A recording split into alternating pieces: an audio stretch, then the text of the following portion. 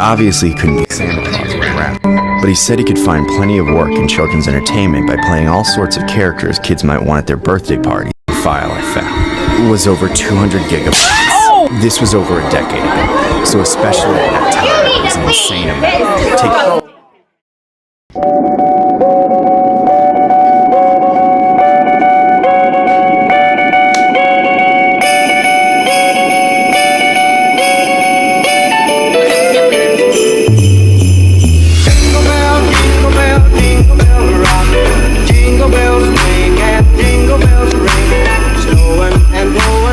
Copyright. All right, now let's begin. Come on, you gotta go like this. Welcome, okay? Welcome. My name is Cutie. Doofenshmirtz Sable Incorporated. No, we gotta. All right, let's do it. Welcome! My name is Cutie T Patootie, and today we are going to be reacting to Christmas horror stories. If you're wondering who this little person is here on the side, that's my sister. My channel name is Animal.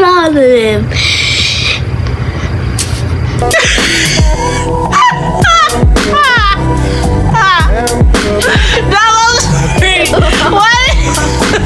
It's the silence. I'm sorry. That's enough for me. So yeah, we're going to be reacting to Christmas horror stories. And the reason why I chose this is because Christmas is coming up.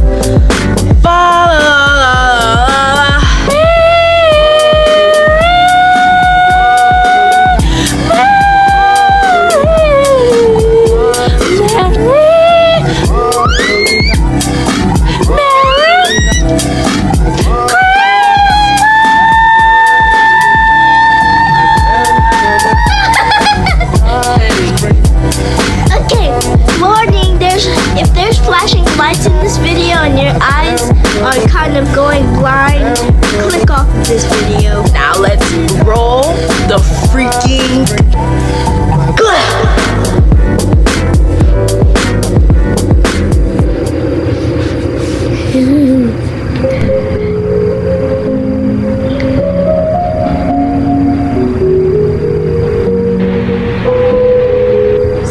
Story 1. Inspired loosely. Wait, what? Oh. Is this real? I don't. Wait, let me reread what that said. Loosely based on actual events. Oh. Yeah, I feel bad for that person who came there. Years ago, I was living with my wife and 2 teen boys, and at the time, my twin brother John was living in the shed in the backyard. He had fallen on some hard times after losing his job, so I set him up with a futon and a window AC unit, and I only asked for $200 a month. I myself worked at a computer and phone repair shop. I tried to get John to work with me, but he didn't have any IT or computer repair experience. John struggled to find a job he could stick with. He was a house painter for about a week, a landscaper for just a couple days, and a cashier at a 7-Eleven for nearly a month. Then, he seemed to get a lucky break when he got hired to be a mall Santa in mid-November, about 2 months after moving in with my family. Oh wait, he is living in a shed? What's it like to be a Santa? We all made jokes about it, lightly poking fun at the whole idea of a mall Santa, and how weird it was. Oh, SpongeBob, if only you could see how stupid you sound right now. Was for my kids that their uncle was the guy behind the beer. For my brother, though, it was very serious and uplifting. It seemed like he had finally found himself a new career. Obviously, he couldn't be Santa Claus or a rapper, but he said he could find plenty of work in children's entertainment by playing all sorts of characters kids might want at their birthday parties and whatnot. I was happy for him. I hated seeing him in that slump. Now my kids would have a better impression of their uncle and could visit him. I am disgusted. At the mall, fully embracing being the oldest kids to sit on his lap just to bust his chops on the job. Every dinner, we loved hearing about his mall Santa stories and about the strange things kids wished for. Then, one day in early December, John asked me to repair his laptop. He said it had just randomly stopped turning on. I told him I would fix it for free since he was family, but he would have to wait in the queue at my shop.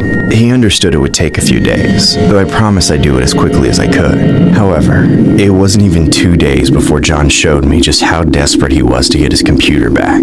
I woke up one night to him standing over me in a Santa Claus costume, whispering my name. Matt, wake up. What's going on, John? Matt, how much longer before you fix my computer? I told you, man, it's gonna be a few days. I'll try to get it to you by Friday. No! Not Friday! Tomorrow! I need it now! I can't go another day without it! Alright, I'll try to fix it tomorrow. Just let me go. Oh, no. After He's like an iPad king, y'all. It's concerning. You should have locked your door. I would have locked my door the second he left. What is he? That's not. What is he watching on his computer that he needs to be so desperate of? Desperate for? Yeah, I don't know. And why is he in a Santa Claus costume tonight? Like, no one's taking photos at the mall at night. Why is he in his room at night attacking him in a Santa Claus costume? This is where you draw the line. This is where you lock your doors. This is where I get rid of him. Literally. by the collar, nearly pulling me out of the bed just to scream in my face about getting his computer back.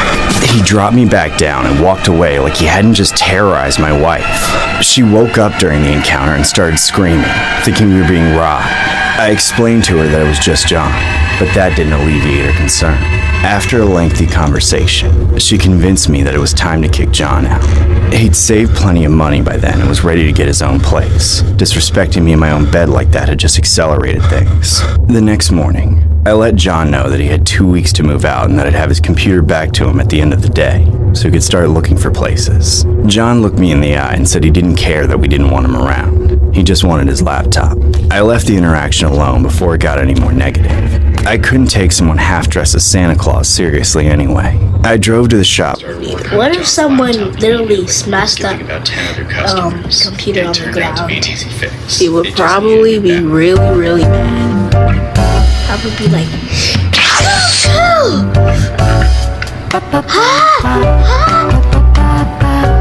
You mean he would go Super Saiyan? Okay. Okay, now. why did they And sound I like had just the right one in stock. I turned on the computer and charged it up, making sure everything was in working order. Then, I got this feeling. I wanted to check what was on his hard drive. I had never, and have never since, looked through someone's personal data. It's a huge violation of several privacy laws, and just plain wrong to do. But with how badly John wanted his computer back, almost like he was fiending for it, there had to be something interesting on it. I started looking through his files, and I can't say exactly what I saw, but I can say there was a lot of it. What I saw was the most despicable footage and imagery of the horrific exploitation of the most innocent people possible. He even had pictures of my own sons, too. I couldn't bring myself to look through all of it, but the main offending file I found was over 200 gigabytes. This was over a decade ago, so especially at that time, that was an insane amount, taking up nearly his entire hard drive. I immediately called my wife. That's unsettling. To make sure the kids didn't come home from school. I then took John's laptop to the police station and showed it to them, leading to my brother's arrest. He was later sentenced to 8 years in prison. He got out 4 years ago, but I haven't seen him. People sometimes ask me if I ever feel bad for sending my brother to prison, and the answer is always no. He may have been family, but he was a monster. He lived in my house. He ate dinner with my sons. He came into contact with hundreds of young individuals a day during his mall Santa gig. In a context like that, I didn't You were regret right. sending him to prison. I just hoped he'd stay there longer, maybe for the rest of his existence. This story was inspired by a disturbing incident regarding a 64-year-old Raleigh man who worked as a mall Santa. He has pleaded guilty to charges of possessing content no one his age should even know. Leander Dewey Jones pled guilty in a federal court. He was originally charged with 12 counts of second-degree exploitation following his arrest last year.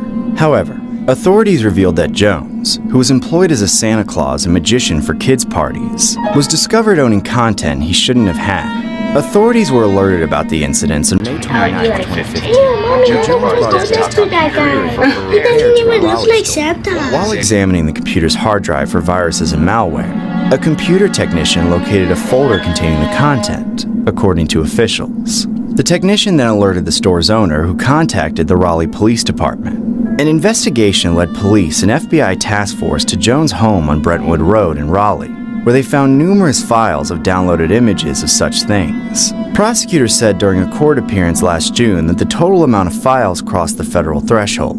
It was later revealed that about 4,000 images were discovered on the computer and external hard drives. About 1,000 more images were found on CDs and floppy disks. Prosecutors said investigators also found a small spy camera that was set up in the bathroom, as well as business cards that showed he advertised himself as a Santa Claus, a magician, and a pirate. A profile on the Triangle Santa Buddies website listed Jones as Santa Lee Jones, and that he joined the organization in 2014. The profile has since been deleted. Jones faces up to 30 years in prison. So this happened when you were around like 8. What's it like to be a sex offender? this happened when you were 8? Yeah, 2018, right? Oh, brother, this guy stinks!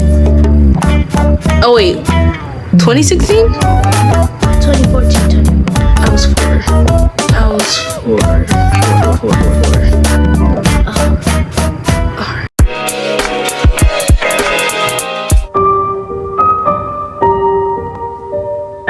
On Christmas Day 2018, my girlfriend and I took a trip to her parents' house.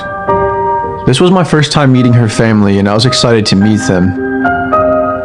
Christmas is by far my favorite holiday, and I love the Christmas spirit. After spending 3 or 4 hours there, though, I was definitely getting anxious to leave. My social battery had been about completely drained.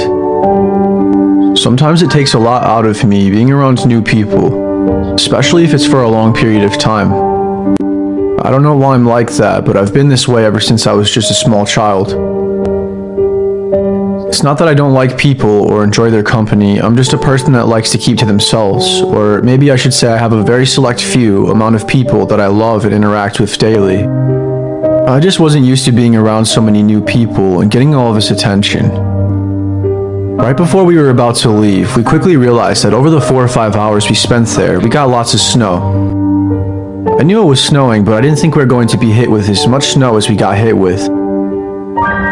There was easily an additional 3 to 5 inches of snow that was piled on top of the roads that were already in bad enough condition beforehand.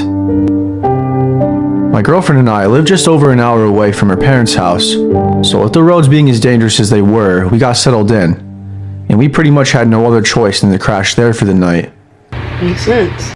The snow had no plans on slowing down anytime soon, and there was no way we were going to drive under those horrible conditions. My girlfriend seemed quite happy about staying the night, but me, on the other hand, I wasn't so psyched about it. I wasn't going to complain though. I was just happy I was under a safe and warm roof with my girlfriend. Plus I got to spend some more time with her family, and I really got to know her dad some more. We bonded over similar interests that we both had, like hunting and basketball, which I thought was pretty cool. Her parents were very nice and welcoming to me, and they prepared a great meal for myself and everyone else, which I was thankful for. Maybe it wouldn't be so bad after all. I couldn't have been more wrong to think that, though. It was getting late, and everybody was venturing off to bed. My girlfriend Grace got us some blankets, and we went to the spare bedroom that we were staying in for the night. We turned on a random horror movie, and she fell asleep less than halfway through the movie. I, on the other hand, wasn't tired at all. All of a sudden, I heard this weird noise that sounded like it came from outside. Yeah, I would've gone. Small-sized tree branches were dragging across the bedroom window. I really didn't think a whole lot about it at first, but it definitely caught me off guard and raised my suspicion. I almost got up out of bed to try and take a look outside, but Grace was lying in my arms and I didn't want to wake her up for nothing. I think I just assumed that I was overthinking. A bit of time passed by and I was finally getting sleepy, but I really had to use the bathroom. I got up out of bed slowly and quietly as possible to ensure I didn't wake Grace up, and I did my business in the bathroom, and I lied back down in bed after. As I was drifting asleep, I heard this disturbing scream come from outside. It was loud enough to wake me up and startle me, but not enough to wake Grace up. I got up and I looked out the window, and I kid you not, I could see a person that was standing in the middle of the backyard looking at me. I wasn't so sure they could see me, but I didn't weigh it out as an option. I didn't really care anyways if they could see me or not, to tell the truth. My gut told me something was terribly wrong, though. You know when you get that gut feeling of dread? It's an unexplainable feeling, but that's how I felt. I tried to wake my girlfriend up, but she's a heavy sleeper, so after a few attempts, I gave up. Stupidly enough, I ran outside by myself to go and see what the hell was happening. And the person I saw only a few minutes ago was gone. They were completely out of sight. I then spotted the footsteps in the snow that looked like it led all the way to the shed in the backyard. I followed them cautiously, but quickly at the same time. Then I heard the scratching sound as I was approaching the shed. It almost sounded like the way a knife sounds when scraped against metal. But even so, I continued moving forward. As I got up closer to the front door of the shed, I noticed that it was cracked open. I opened it some more and peeked my head through ever so slowly, with my heart practically beating out of my chest now. Why'd he do that? And that's when I saw the most disturbing thing I will ever see in my entire life. That same man from earlier was standing right there, no more than 10 feet away from me. He had a sledgehammer in his hand and was approaching me now. I stood there in shock for probably a few seconds, but I screamed for help as loud as I could immediately. I started to run back to the house, and he began chasing me. When I turned around, though, right before I got to the front door, he was out of sight. Almost like he vanished out of thin air. I didn't question it much. I was just ready to get the hell inside to safety. I ran upstairs in a panic to Grace, and I told her what happened. She started freaking out when I told her, even more than I was, and we woke her family up and told them as well about what happened. Thankfully, they have cameras up surrounding the perimeter of the house, so Grace's dad played back the footage so they could see what we were talking about. Unfortunately, it didn't pick up the man's facial features at all, and it wasn't any help in identifying the man. I barely got a good look at him either. All I can really say is that he was average height, that he had medium-length black curly hair, and was creepy as f***. For some reason, her parents didn't want me to call the police though, and I think they tried to convince me that it was some sort of prank and that we shouldn't be worried about it. I don't know how the heck I could believe that, but I thought that was pretty weird. Something about that didn't seem right to me. You would think that if someone was on your property with a weapon and they chased your daughter's boyfriend in the middle of the night, that something would probably kick in inside of you, that was definitely way more than just a silly prank. The guy was going to f*** me for Christ's sakes. I skipped out on going to Grace's parents' house every Christmas since. And I've been running out of excuses, but I really don't care to go back. Say any curse words?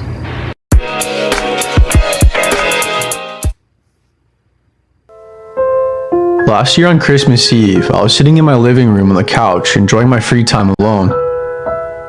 My two boys, who were only 5 and 8 years old at the time, were already in bed, and my wife was already sleeping peacefully as well. I had a couple hours to myself to do whatever I wanted, so I turned a random Christmas movie on that I found on TV, and I let it play in the background. I turned our Christmas tree lights on, and I made myself some hot chocolate to really help set the atmosphere of a cozy Christmas Eve night. I wasn't paying a whole lot of attention to the movie. I was mostly just playing games on my phone and scrolling through Facebook. I just remember feeling very content and relaxed. It was the perfect night. I had the fireplace going and I had leftovers from last night's dinner, and the next day was Christmas. I didn't think that life could get any better than that. Unexpectedly and completely out of nowhere, I heard a thud sound that came from the other side of the house. It scared me at first, but I figured it was nothing. But then I heard it again. I then looked outside through the front living room window and the kitchen window that was above the sink and all around the house. I peeked my head through my kids' bedroom. They share a room, might I add, just to see if anything was going on that I should know about. They were both sound asleep. I checked my wife and I's room as well, but she also seemed to be sleeping. What the hell was that noise? I heard the noise like 3 or 4 separate times, and each time it sounded like someone was pounding on something with their fist.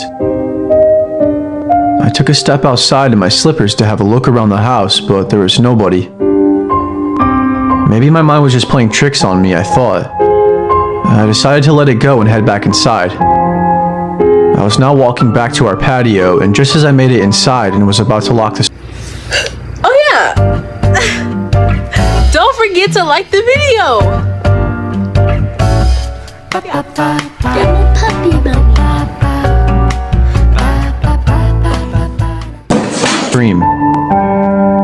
It sounded like a kid. Right away, I knew it was Luke, who was my youngest boy. I wasn't sure where the screaming was coming from, but I ran to the boys' room and exploded through the door and turned the light on. Logan, who was my other son, woke up in a panic and Luke was missing. The bedroom window was wide open. I asked Logan where he was, and he said he had no idea. I told Logan to run to Mom in our room and to let her know that Luke was missing and to call the police. I grabbed my 9mm handgun and I rushed outside and ran to my backyard, calling out for Luke's name. And thankfully, he was able to let out a scream. We live out in the country and we have a huge yard that sits on about 15 acres of mostly dense woods and trails. I followed the sound of his scream and it led me to the woods. I found myself chasing after him, just trying my absolute best to find him. I screamed and screamed for him, but eventually he stopped screaming back. That's when my panic really set in. Here's what you want to do. You want to grab the Glock, side by side, yell your son's name, and scream, I have an AK-47 in my hand right now, and the police right here with me. Give me my son! Yeah. You want to scare him like a bear. Yeah. Cause no, I'm gonna make all this noise, come up in my house and steal my kid. Like, what? You'd be like, knocking things down. And just In the son's room. Are you okay? and then traumatizing the other kid. No, get me out. Mangy booty. And I swear to you, I thought I was going to have a heart attack. I kept searching for him, and after a few minutes, I heard something that sounded like a person stepping through sticks and leaves. And then I heard a sound of what sounded like someone taking a big gasp and trying to hold their breath. I looked all around me and I turned the flashlight on. I didn't have it on up until this point because I didn't want to give off my position. I knew my son was out there with someone who was trying to kidnap him. And I knew that I knew my woods better than anybody, and I knew he was still out there and that they were close by. I must have did a 360 4 or 5 different times, looking all around, until I finally spotted what looked like to be someone laying on the ground. All I could see was a shadow. Almost as soon as I pointed the flashlight at it and took a few steps closer, I then saw in fact that it was a man. He was lying on top of my son and he was suffocating him. The man ran off and I ran to my son Luke. He was lying there borderline unconscious and I picked him up and ran home and got him inside. The police were already there by the time we got back to the house and Luke had to go to the hospital. He turned out to be okay, but he had bruises all over his body and scratches on his neck and face. My son almost and very well could have died from asphyxiation. As for the man who kidnapped him, they never caught him. I gave the police the best description of him, but he's still out there somewhere. He was lucky I didn't shoot him in the head. Sometimes I wish I would've. Luke said he thought the man was me and that he was dressed up with a ski mask, and somehow the man convinced him to unlock the window and to go with him. My son is probably going to remember this for the rest of his life. I know my wife and I will. Teach your kids survival skills. Like, what do you mean you see a man outside your window and you're just gonna be like, oh, how old is this kid? 2 boys who were only 5 and 8 years old at the time. Open the window for a stranger. Get your booty behind back in bed. Would you open the door for a random man outside your window at night while it's snowing in a ski mask? Oh, I would have thought that was a predator. Yes. Don't do that over here. We don't do that. There's a lot of predators here. Not during Christmas. Not during Christmas. This is our last one for the night. We thank you for coming on this trip with us as we watch this one last scary movie. Okay. Grandpa, and God bless Mommy and Daddy, and also God bless Santa so they may find our house and bring us lots of presents. We've been good all year long, God. Well, except that incident at assembly last week, but that was Tommy's idea, God, not mine. So please don't punish me. Thank you. Amen. You're praying to God, like, God's wishing well. Oh.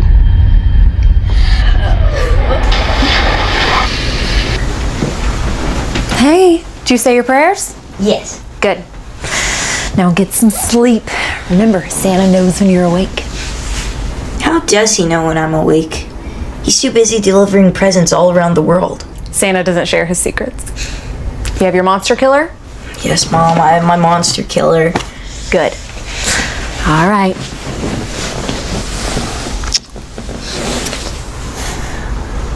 Can you leave the door open? Just a little, please? Of course.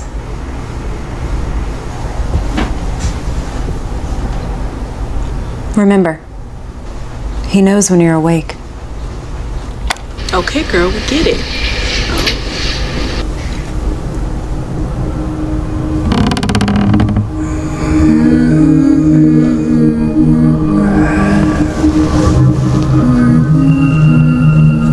Mom?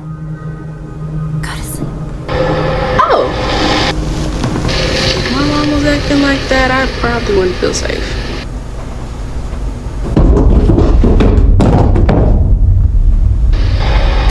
At this point, you just close your door.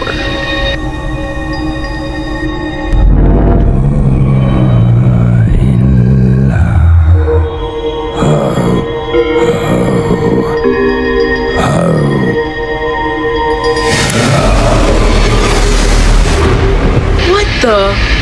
And he went back in bed. That's the whole offering Nerf gun.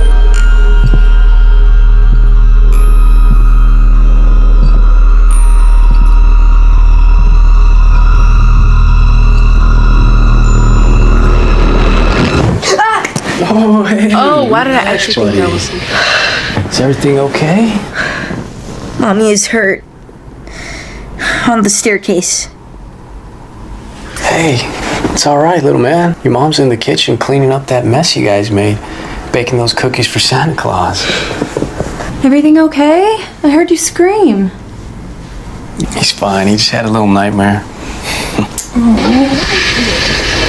Honey, everything's okay. We're just right downstairs. Go back to bed. Try to get some sleep, okay?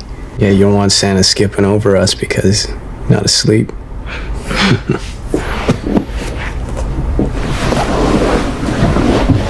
Come on. We love you, honey. Love you too. Hopefully this isn't a dream. My goodness.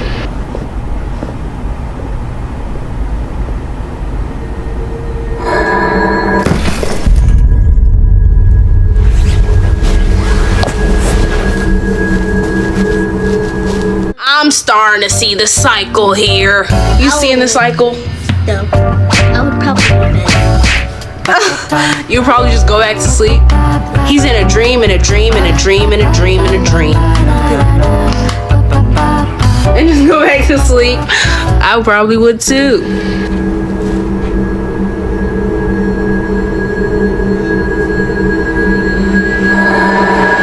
Mom?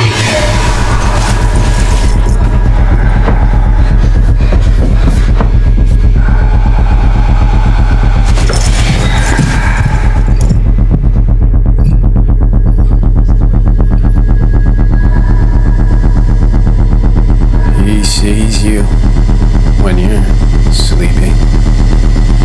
He knows when you're awake.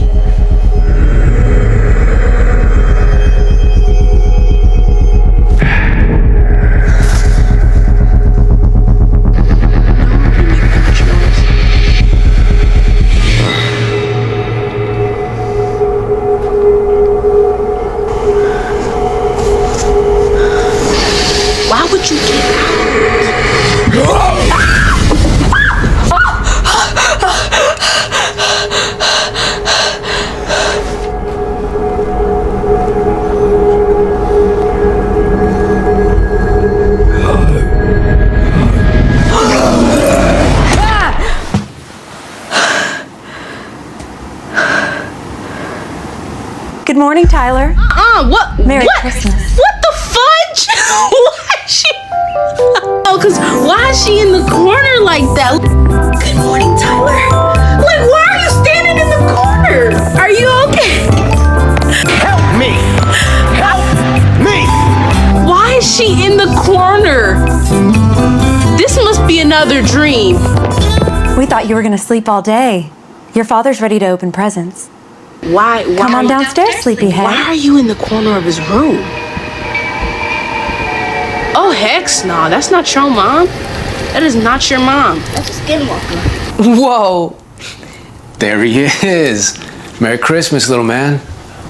You got me at football? I'm gonna take you to the field, show you throw like your old man. All right. Hey, let's wait for your mom, all right? We'll start with these little ones over here. Merry Christmas. Thank you. He sees you when you're sleeping.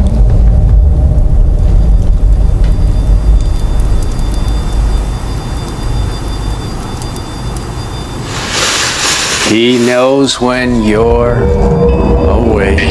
Not too much.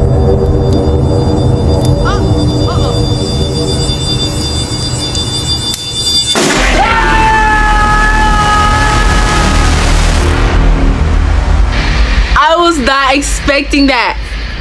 His parents were in it the whole time. Why are his parents trying to...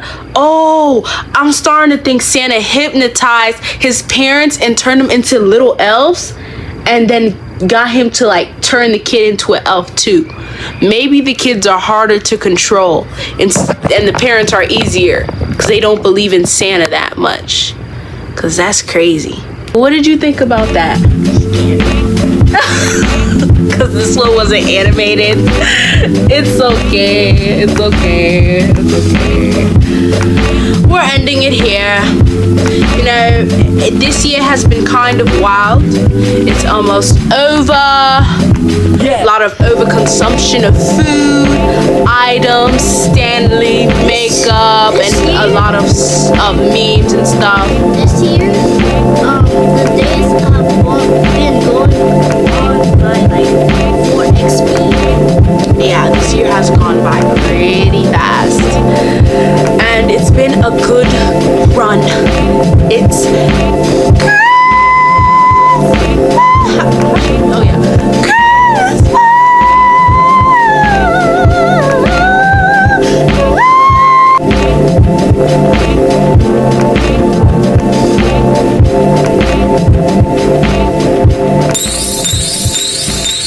Hope you all have a wonderful Christmas. I hope you spend time with your family real nice because I know I am.